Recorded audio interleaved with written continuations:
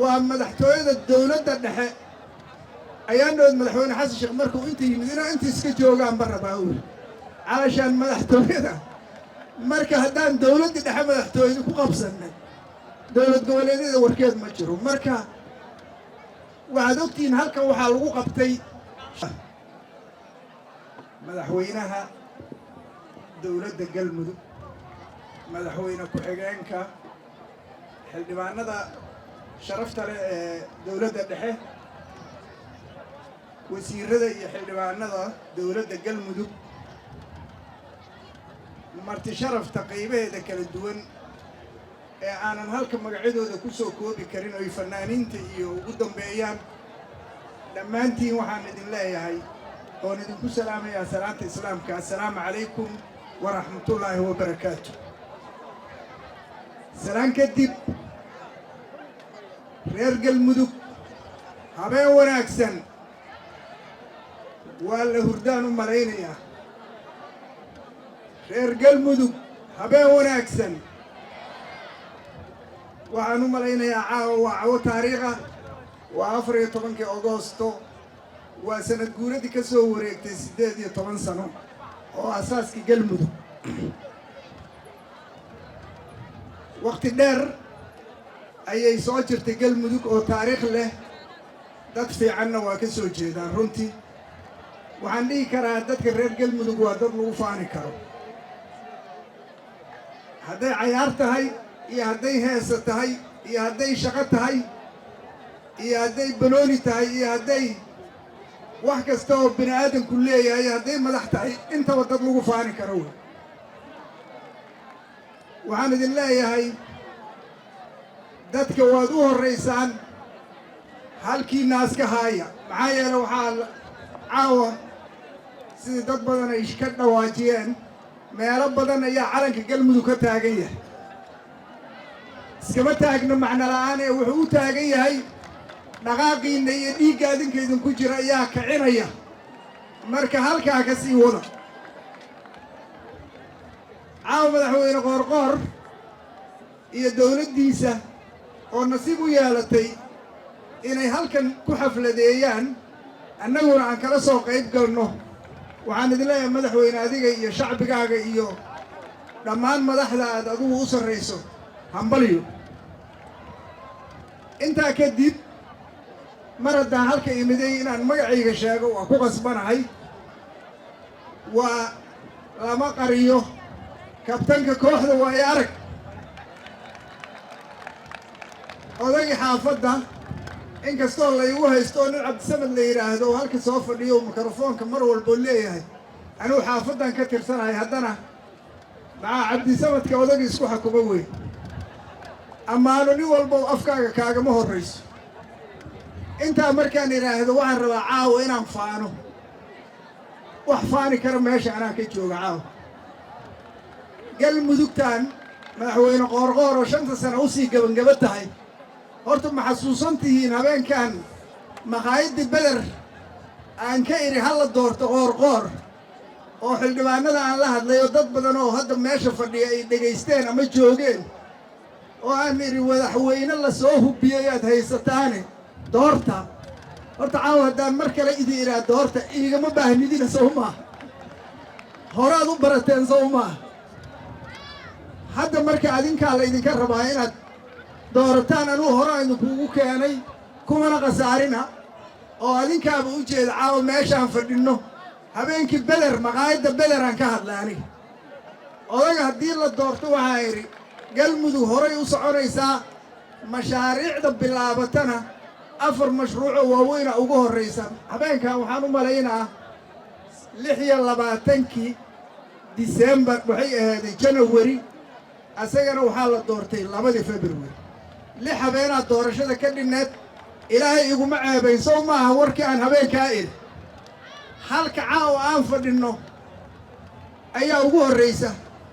waa madaxtooyada dawladda dhexe ayaanno madaxweyne xasan sheekh markuu inta iska joogaan barra baawul علشان madaxtooyada marka haddaan dawladda dhexe madaxtooyada ku qabsanay dawlad goboleedyada warkeed ma jiro marka waxaad ogtiin halkan waxaa lagu qabtay shirarkii isdaba joogga ahay ee looga hadlayo dawlad dhiska xilligii la soo dhaafay oo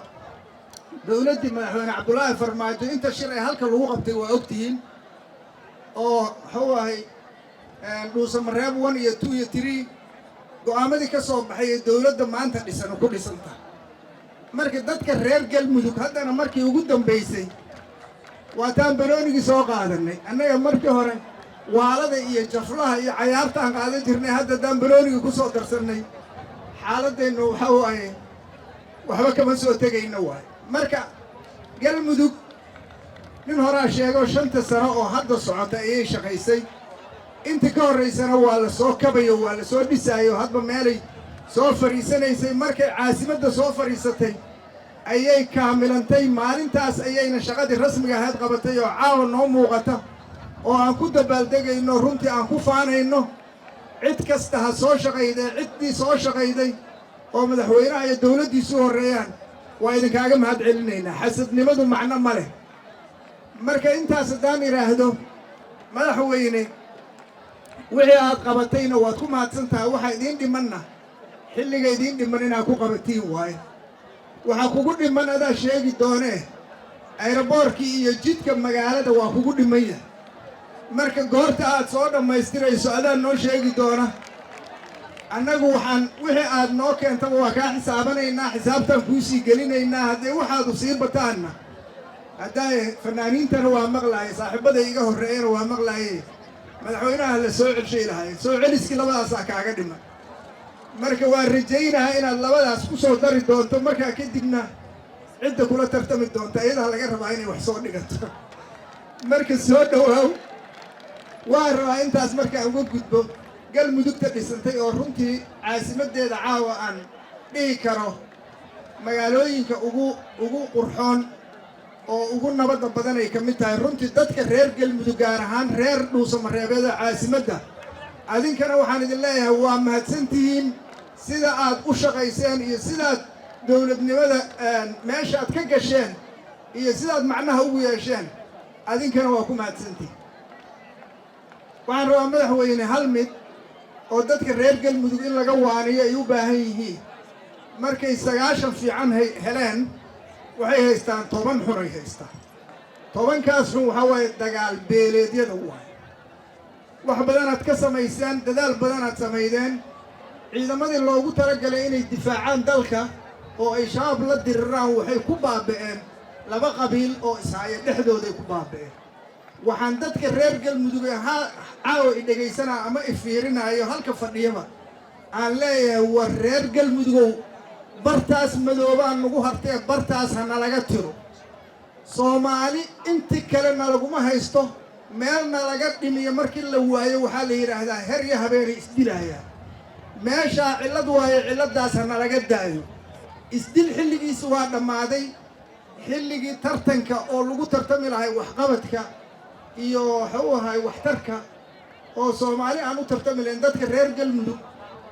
waa dadka 70% soomaalida madaxtinimadeeda ama qaata ama u tartama si marka taas ay macno noogu yeelato waxaan idinka baryayaa oo idinka codsanaha inaad dagaalka sokeeyo la dhaafo waxba lagama helayo markaan xasuusto oo aan dadkan deegaanka xasuusto taariikhda waa dadka aan kalena tegin isna dilaya markasta marka mar haddaan la kala tegayn